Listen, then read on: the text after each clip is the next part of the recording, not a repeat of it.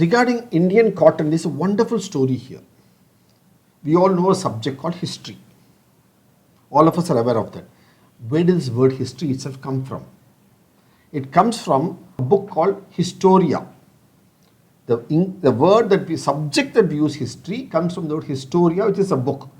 And this book is authored by a Greek scholar by the name Herodotus, who lived around 400 BCE. That's about 2400 years before our present times.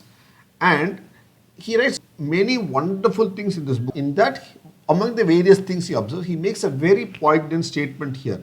What does it say regarding cotton? He says here, in India, there are plants that produce the sheep's wool. Obviously, he is referring to cotton plants.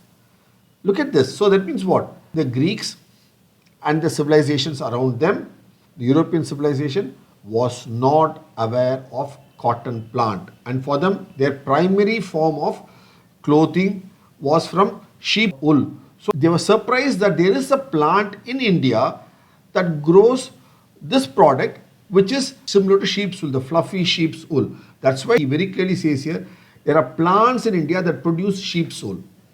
This tells us many stories about the story of cotton, how India offered cotton to the world, India shared cotton to the world, and it spread all over the world from there on. So India is the home to cotton. Cloth, its processes thereon, to yarn, to fabric, and whole host of it.